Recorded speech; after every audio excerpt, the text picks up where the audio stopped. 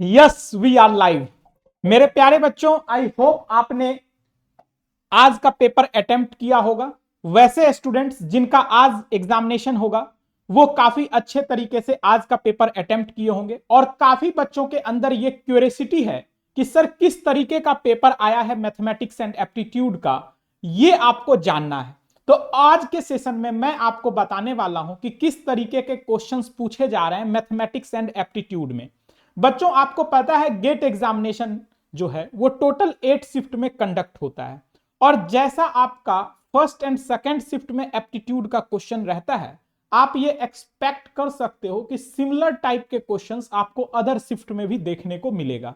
यानी कि अभी सिविल का एग्जामिनेशन बचा हुआ है, मैकेनिकल का एग्जामिनेशन बचा हुआ है, यानी कि टोटल 6 शिफ्ट का एग्जामिनेशन अभी बचा हुआ है।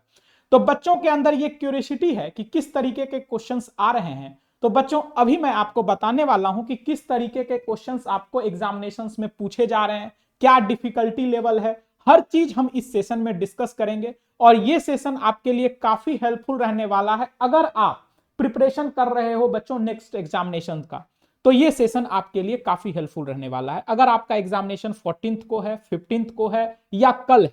काफी बच्चों के एग्जामिनेशन कल भी है, तो काफी बच्चे वरीड हैं कि सर एप्टीट्यूड का लेवल क्या है, मैथमेटिक्स का लेवल क्या है, वो मैं आपको बता देता हूं।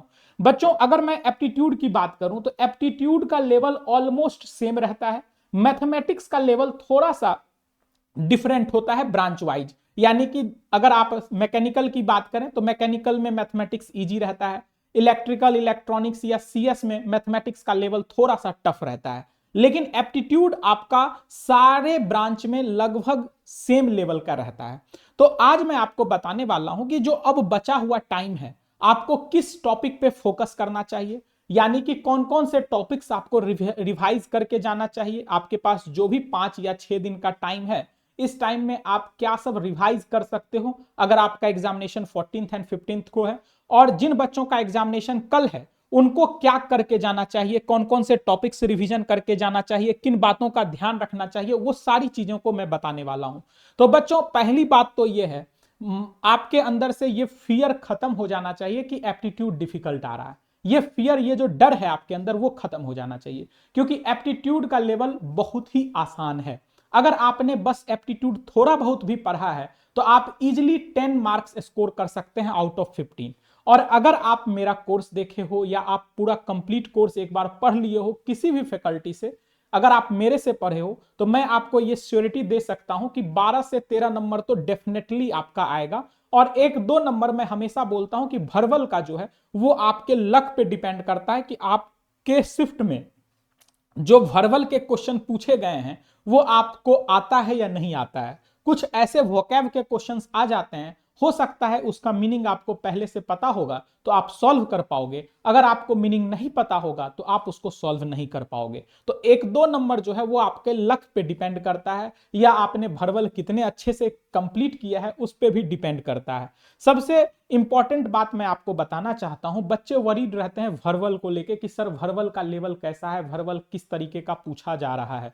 तो बच्चों वर्बल का लेवल भी ज्यादा डिफिकल्ट नहीं है, मॉडरेट है और इजी है। यानी कि हर शिफ्ट में आपको 2 क्वेश्चंस वर्बल के देखने को मिल रहे हैं। अगर मैं टोटल 10 क्वेश्चंस की बात करूं कि 10 क्वेश्चन में क्या क्या वेटेज है, किस टॉपिक से कितने क्वेश्चंस आ रहे हैं, तो बच्चों आपको पता ही है कि 1 मार्कर्स के टोटल 5 क्वेश्चन आते हैं और 2 मार्क के 5 क्वेश्चंस। तो वर्बल के 2 क्वेश्चन आपको वर्बल का रहेगा। ठीक है, अब वर्बल में किस टाइप का क्वेश्चन रहेगा, कहां पे फोकस करना है आपको। अगर आप थोड़ा बहुत फोकस करना चाहते हो बच्चों तो एक एनालॉजी, एनालॉजी में आपके पास रहता है क्वेश्चंस, यानी कि 2 वर्ड दिए दिया रहता है, उसका रिलेशन जिस तरीके का रहता है सेम आपको 4 ऑप्शंस में चूज करना है कि किसमें सेम तरह का रिलेशन शो हो रहा है। तो एक एनालॉजी टाइप का क्वेश्चन कॉमन है और दूसरा जो है वो ग्रामर से बेस्ड है।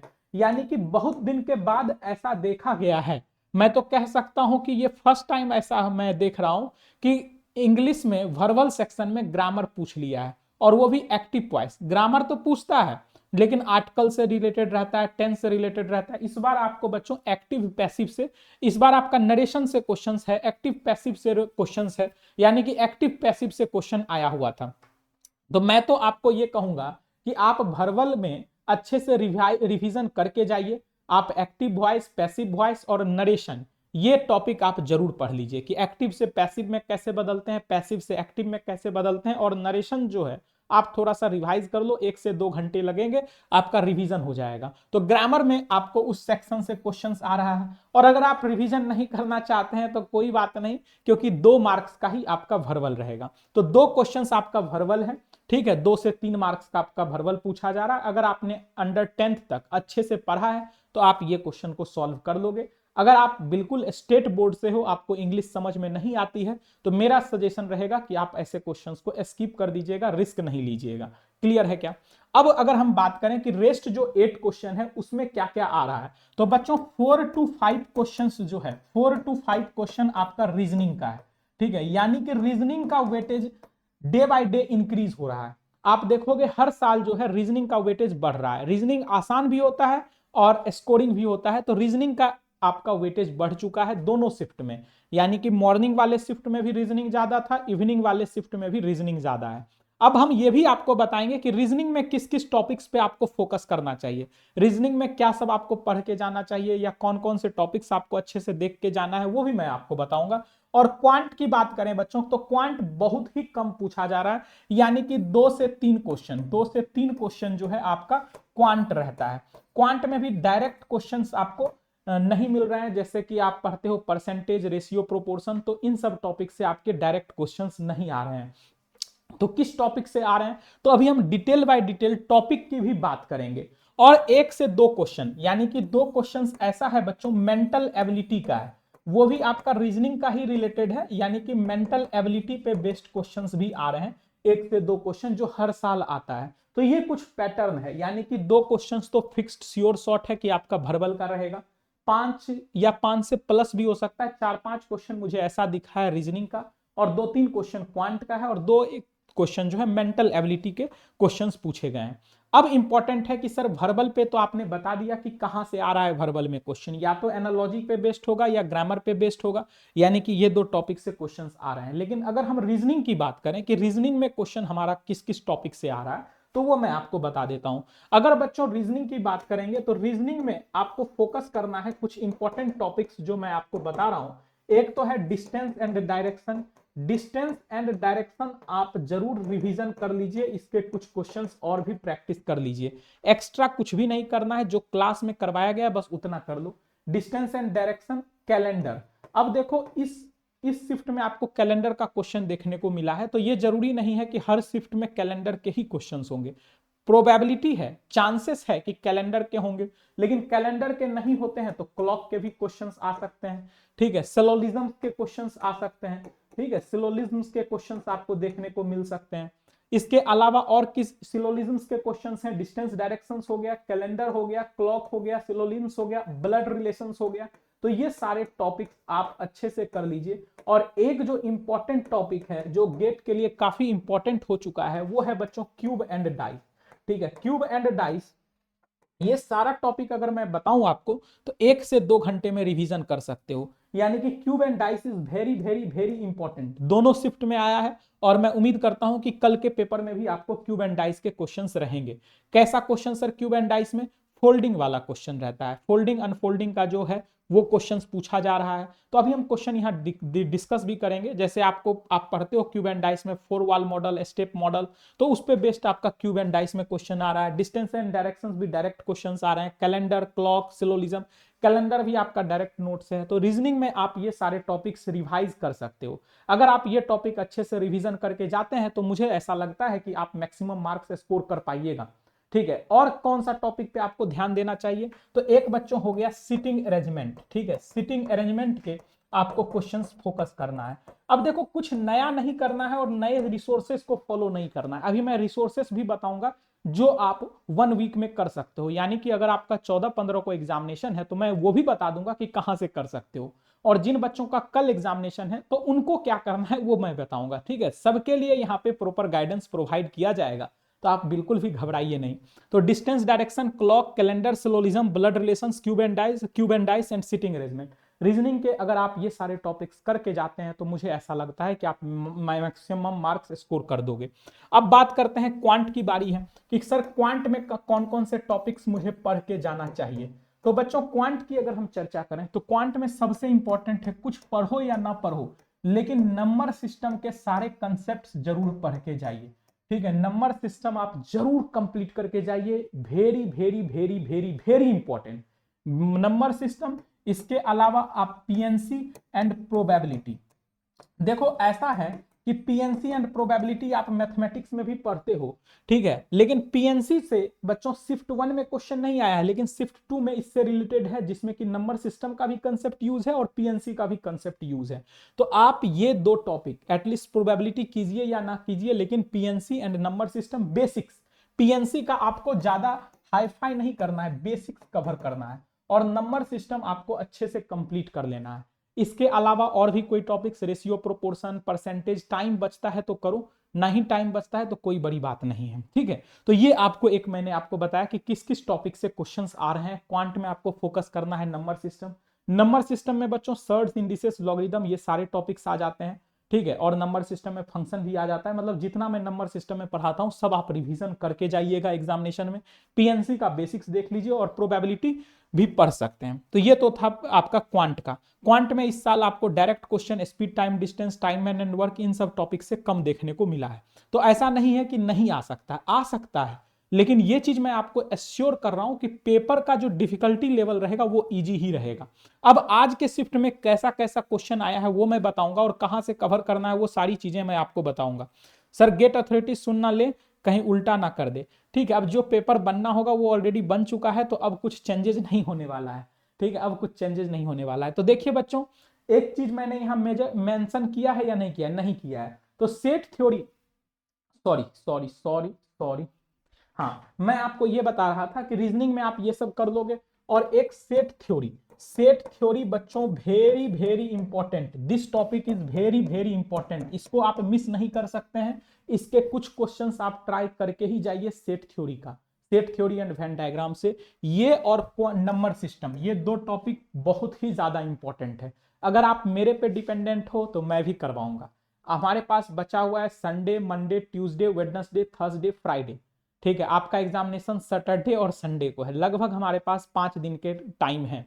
तो मैं कैसे कवर करूंगा, क्या करवाऊंगा, वो सब मैं आपको बता देता हूं, बस आपको फॉलो कर लेना है उतना चीज। अगर कर लोगे, और वो आप कर सकते हो, ऐसा नहीं है कि मैं बहुत कुछ ज्यादा सजेस्ट करने वाला हूं, आप उतना काम कर सकते हैं। तो ये चीजें हो गई बच्चों, आपको समझ में आ गया कि किस किस टॉपिक पे। और आज का जो पेपर हुआ है इसका मैं एक बार आपको दिखा देता हूं कि किस तरह के क्वेश्चंस आए हुए हैं। एक बार आप ये देख लीजिए, ये क्वेश्चन बच्चों सेट थ्योरी वेन डायग्राम का है। अगर आपने सेट थ्योरी वेन डायग्राम अच्छे से पढ़ा है तो आप ये क्वेश्चन इजीली सॉल्व कर सकते थे। नेक्स्ट ये क्वेश्चन जो है ये मेंटल एबिलिटी का है। ठीक है, अगर हम इस क्वेश्चन की बात करें तो ये क्वेश्चन आपका डायरेक्ट मेंटल एबिलिटी का था, यानी कि इसमें कोई टॉपिक से रिलेटेड नहीं है और बहुत ही आसान क्वेश्चन था, आप बना सकते हैं। ये पीडीएफ मैं अवेलेबल करवा दूंगा। नेक्स्ट आप ये क्वेश्चन देखो, ये कंफर्म मुझे पता नहीं चला कि क्या है क्वेश्चन, लेकिन ये तो आइडिया लग गया कि हाँ ये चीज पूछा जा रहा है, ये भी आसान है, यानी कि ये प्रोबेबिलिटी से रिलेटेड नहीं, सिंपल सा है। ये भरवल का क्वेश्चन था जो मैंने बोला है, एनालॉजी टॉपिक आपको पढ़ के जाना है, तो ये आया हुआ है। इसके अलावा अगर हम देखें तो ये फेवोनिकी सीरीज पे बेस्ड क्वेश्चन है, यानी कि नंबर सिस्टम पे बेस्ड क्वेश्चन आया हुआ था बच्चों, आप देख सकते हैं इस तरीके का। ठीक है, फेवोनिकी सीरीज पे क्वेश्चन था। एक कैलेंडर का क्वेश्चन है, आप अगर मेरे स्टूडेंट हो तो कमेंट में आप मुझे बताओ क्या ऐसे क्वेश्चन मैंने क्लास में किए हैं या नहीं किए हैं। इस तरह के क्वेश्चन मैंने क्लास में करवाया है या नहीं, बिल्कुल करवाया है बच्चों। आप देखिए, तो ये मैं कहूंगा इस टाइप का बिल्कुल भी नहीं करवाया हूं, जो नहीं करवाया हूं तो मैं डायरेक्टली बोल सकता हूं कि मैं नहीं करवाया हूं। सेम केस अगर देखें तो इस टाइप के भी क्वेश्चंस आप सॉल्व किए हुए हो, ये तो मेंटल एबिलिटी का हो गया। ये आप भर वेन डायग्राम बहुत सारे क्वेश्चन सॉल्व किए हैं, अगर आप पीवाईक्यूज भी वेन डायग्राम का सारा सॉल्व करके गए हो तो आपसे बन जाएगा। नेक्स्ट आप देखिए, ये पूछा गया था एक्टिव पैसिव। ठीक है, ये आप क्वेश्चंस देखिए, नरेशंस का था कि Suresh said I did it yesterday, तो आपको बताना था, इसको कन्वर्ट करना था। ठीक है, तो आप डायरेक्ट इसको सॉल्व कर सकते थे, कोई दिक्कत वाली बात नहीं है। ठीक है ना, इनडायरेक्ट डायरेक्ट आप पढ़ के जाइएगा। ठीक है, indirect voice, active voice, passive voice, ठीक है, डायरेक्ट नरेशंस आप जरूर कवर कर लेंगे। अब ये क्वेश्चन आपका सिटिंग, ये अरेंजमेंट से है, यानी कि कौन किससे बड़ा है, यंगर, ओल्डर, ये सब कंसेप्ट आपके पास दिए गए हैं, तो ये भी आप बना सकते हैं। ठीक है, लैंग्वेज पे बेस्ड है क्वेश्चन और आसान क्वेश्चंस था इस टाइप के क्वेश्चंस। एक मेंसुरेशन एंड ज्योमेट्री का है, अगर मैंने यहाँ पे मेंसुरेशन एंड ज्योमेट्री नहीं लिखा है तो ये बच्चों मेरे से मिस्टेक हो गया है। तो आप एक टॉपिक और यहाँ पे मेंशन कर लें, मेंसुरेशन एंड ज्योमेट्री। ठीक है, मेंसुरेशन एंड ज्योमेट्री, इसमें कहां से रिसोर्सेज कवर करना है, क्या करना है, वो सारी चीजों को मैं बताऊंगा। ठीक है, मेंसुरेशन एंड ज्योमेट्री ये भी एक टॉपिक इंपॉर्टेंट है इस ईयर, क्योंकि इससे क्वेश्चंस आ रहे हैं। मेंसुरेशन एंड ज्योमेट्री से भी क्वेश्चंस पूछे जा रहे हैं। तो कैसा क्वेश्चन आया था, तो ये इस टाइप का क्वेश्चन था मेंसुरेशन एंड ज्योमेट्री का। आप सभी बच्चे यहाँ पे ध्यान दीजिए। तो मेंसुरेशन एंड ज्योमेट्री का सिंपल सा क्वेश्चन था, ऐसा नहीं है कि कुछ अलग पूछ लिया। अगर आप पीवाईक्यूज बनाए हो तो पीवाईक्यूज पैटर्न पे ही बेस्ड क्वेश्चन था, तो ये भी आप इजीली सॉल्व कर सकते थे। तो ये टॉपिक भी आपका इंपॉर्टेंट है। रेस्ट बच्चों ये सारे मैथमेटिक्स के क्वेश्चन है, मैथमेटिक्स के एक्सी ब्रांच के क्वेश्चन है। ठीक है, तो एक्सी में थोड़ा सा मैथमेटिक्स जो है इन कंपेरेटिव टू अदर ब्रांच थोड़ा डिफिकल्ट आता है। अब देखो शिफ्ट 2 की बात करें तो शिफ्ट 2 में भी बच्चों नंबर सिस्टम से एक क्वेश्चन था। ठीक है, प्राइम नंबर वाला, जिससे 3 डिजिट नंबर बनाना है और unit digit prime number use करना है, तो उस पर एक क्वेश्चन था। बच्चों ने मुझे बताया कि सर पेपर फोल्डिंग से भी एक क्वेश्चन है। वर्बल के 2 क्वेश्चंस थे, क्यूब एंड डाइस आप देख सकते हैं यहां भी आया है। डायरेक्शंस के क्वेश्चंस थे, set theory and Venn diagram के क्वेश्चंस थे। यानी कि जैसा क्वेश्चन शिफ्ट 1 में देखने को मिला है वैसा ही क्वेश्चन आपको शिफ्ट 2 में भी था। यानी कि टॉपिक भी लगभग लगभग सेम थे। जैसे आपको कैलेंडर का पूछ लिया था शिफ्ट 1 में, तो इसमें आपका डायरेक्शन का शायद क्वेश्चन आ गया था। तो मैं ये कह रहा हूं कि कैलेंडर इंपॉर्टेंट है, लेकिन अब देखो कैलेंडर पे कितने क्वेश्चंस फ्रेम हो सकते हैं, 2-3 टाइप के ही। तो कैलेंडर तो आप पढ़ के जाइए ही, लेकिन साथ ही साथ आप क्लॉक भी पढ़ लीजिए, डिस्टेंस डायरेक्शन भी पढ़ लीजिए, और रीजनिंग का काफी ज्यादा वेटेज है। तो पहले तो आपको ये आइडिया लग गया कि हाँ इंपॉर्टेंट क्या सब है, कौन कौन से टॉपिक्स आपको रिवीजन करके जाना चाहिए, और आपको एक सुकून मिल गया होगा कि सर मुझे अब मेरे दिल को शांति मिल गई है कि एप्टीट्यूड आसान आ रहा है, मतलब आएगा वही जो अमनराज पढ़ाएगा। मैं ये हर साल बोलता हूं और इस साल भी बोल रहा हूं कि आएगा वही जो मैंने पढ़ाया है। तो आप जब पेपर देंगे और अच्छे से पढ़े हैं तो मैं आपको श्योरिटी के साथ कह सकता हूं कि 12 नंबर 13 नंबर आप ला सकते हो। 15 आउट ऑफ 15 मैं कभी नहीं बोलता हूं और ना ही इस तरह की बातें फेंकता हूं। ठीक है, सिंपल सा मैं कहता हूं कि अगर आप अच्छे स्टूडेंट हैं तो 12-13 नंबर इजीली स्कोर कर सकते हैं। और इस साल भी वैसा पेपर आ रहा है कि अगर आपने कोर्स पढ़ा है, पीवाईक्यूज का कोर्सेस देखा है, वन शॉट किया है, तो आप इजीली स्कोर कर लीजिएगा, कहीं आपको कोई दिक्कत नहीं होगी। ठीक है, अब बात आती है कि सर हम कहां से क्या कर सकते हैं, कैसे हम चीजों को कवर अप कर सकते हैं। तो बच्चों वो आपको मैं यहां पे बताने वाला हूं सभी बच्चों को, तो ध्यान से देखिएगा कि किस तरह से आप सारी चीजों को कवर कर सकते हो, ये मैं आपको बताऊंगा। एक तो अनअकैडमी ऐप पे स्पेशल क्लास होता है, तो स्पेशल क्लास में मैं आपको रिवीजन करवाने वाला हूं। डेली 20+ क्वेश्चन हम स्पेशल क्लास में करेंगे। तो स्पेशल क्लास कैसे ज्वाइन करना है, तो आप अनअकैडमी ऐप पे जाइएगा और वहां पे मेरे प्रोफाइल पे सर्च करोगे अमनराज, तो मेरा प्रोफाइल आपको ओपन हो जाएगा, उसमें आप जाके मेरे स्पेशल क्लास अटेंड कर सकते हो। स्पेशल क्लास में मैं क्वेश्चन ही करवाता हूं, तो लगभग मान लीजिए 5 दिन में अगर मैं 100 क्वेश्चन करवाता हूं तो आपका बहुत ज्यादा प्रैक्टिस हो जाएगा। ठीक है, 1 घंटे आपको अटेंड करना है, तो बच्चों वहां पे आपका 100 to 150 क्वेश्चन मैं प्रैक्टिस करवा दूंगा। और कल जैसे मान लीजिए आपका ईएससी का पेपर एनालिसिस है, तो ईएससी के पेपर एनालिसिस में भी जो एप्टीट्यूड के क्वेश्चंस हैं आपको जरूर देखना चाहिए, वो आपको हेल्प करेगा गेट के एग्जामिनेशन में। तो ये तो बात हो गई। अब बात करते हैं कि सर अगर मैंने अभी तक कुछ भी नहीं पढ़ा है तो मैं कहां से पढ़ सकता हूं। तो बच्चों ये जो चैनल पे आप वीडियोस देख रहे हैं, और कल जैसे आप जिस चैनल पे वीडियो देख रहे हैं, आप देख रहे हो यहाँ, आपको क्या करना है, इस चैनल को सब्सक्राइब नहीं किए तो सब्सक्राइब कीजिएगा। रेस्ट आप इस चैनल को ओपन कीजिएगा। जैसे ही ओपन करेंगे बच्चों आपको कोर्सेस पे जाना है। कोर्सेस पे अगर आप जाते हैं तो कोर्स नहीं, कोर्स के अलावा बच्चों आपको प्लेलिस्ट सर्च करना है, और प्लेलिस्ट में आप जाएंगे तो आपको मिल जाएगा महा रिवीजन। ठीक है, जो कि मैंने करवाया हुआ है। तो आपको क्या करना है, महा रिवीजन सीरीज देख लेना है। अगर आप ये महा रिवीजन सीरीज टोटल जो 6 लेक्चर्स हैं अगर आप देख के जाते हो, तो मैं ये डेफिनेटली आपको कह सकता हूं कि आपको कभी भी लाइफ में रिपेंटेंस नहीं होगा कि आपने अपना टाइम बर्बाद किया है। आपको बहुत हेल्प होगा इस महा रिवीजन से। इसमें मैंने कंसेप्ट भी पढ़ाए हैं, लगभग सारे टॉपिक्स भी पढ़ाए हैं, और काफी कम टाइम में पढ़ाया है। तो अगर आप कम टाइम में चीजों को रिवाइज करना चाहते हैं तो आप क्या कर सकते हैं, ये महा रिवीजन सीरीज देख सकते हैं। देख सकते हो कि आप कितने बच्चों ने इस सेशंस को देखा है। ठीक है, मैं आपको ये बताना चाहता हूं कि 900+ बच्चों ने बस लाइक किया है, और 28K यानी कि लगभग लगभग 30,000 बच्चों को बेनिफिट हुआ है। तो अगर आप भी देखिएगा तो बच्चों आपको भी जरूर बेनिफिट होगा, मैं यही कहूंगा। और टोटल 6 लेक्चर हैं, तो आपको बस ये 6 लेक्चर्स देख लेना है। इसके अलावा आप कुछ कर भी नहीं सकते हो, क्योंकि अब लास्ट मोमेंट आ गया है। तो अगर आपने ये नहीं किया है तो इसको कर लो। मैं ऑथेंटिक इंफॉर्मेशन आपको दे रहा हूं कि अगर आप नहीं किए हो तो इसे करो, और अगर आपने इसे भी कंप्लीट कर लिया है तो स्पेशल क्लास में जो मैं प्रैक्टिस करवा रहा हूं बस उतना कर लो, आप एप्टीट्यूड में अच्छा करके आओगे। क्लियर और नॉट क्लियर? तो आई होप आपको काफी बातें समझ में आ गई होगी। टाइमिंग्स क्या रहेगी सर? क्लासेस की जो टाइमिंग होगी स्पेशल क्लास की, वो इवनिंग का ही टाइम रखूंगा मैं, रात का 9 से 10। ठीक है, 9 से 10 में आपका होगा क्लास। आज भी शेड्यूल्ड है, अगर पॉसिबल हो पाएगा तो आज भी हम सेशन ले सकते हैं, अगर नहीं पॉसिबल होगा तो कोई बात नहीं।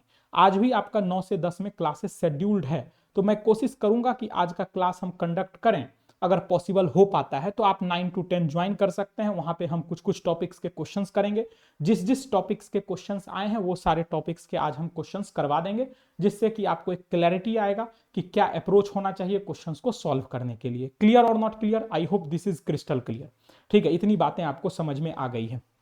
ठीक है, तो आप क्या कर सकते हैं, ये कर सकते हो। रेस्ट मैंने आपको बता ही दिया कि ऐप पे जाके फॉलो कर सकते हैं। कुछ बच्चे वेट कर रहे होंगे कि सर मैथमेटिक्स में भी बता दो कि मैथमेटिक्स में किस किस टॉपिक्स को रिवीजन करके जाना चाहिए। तो देखो बच्चों, मैथमेटिक्स में जो क्वेश्चन है ना वो अनप्रिडिक्टेबल है, लेकिन मैं ये भी बता देता हूं कि जो टाइप का क्वेश्चन आप देखे हो जो हर साल आता है, वैसा ही क्वेश्चन इस बार भी मैथमेटिक्स में देखने को मिलेगा। अगर हम बात करें मैथमेटिक्स की, तो मैथमेटिक्स में बच्चों पहला टॉपिक होता है लीनियर अलजेब्रा। ठीक है, लीनियर अलजेब्रा की अगर हम चर्चा करें तो लीनियर अलजेब्रा में क्या इंपॉर्टेंट होता है आप मुझे बताओ।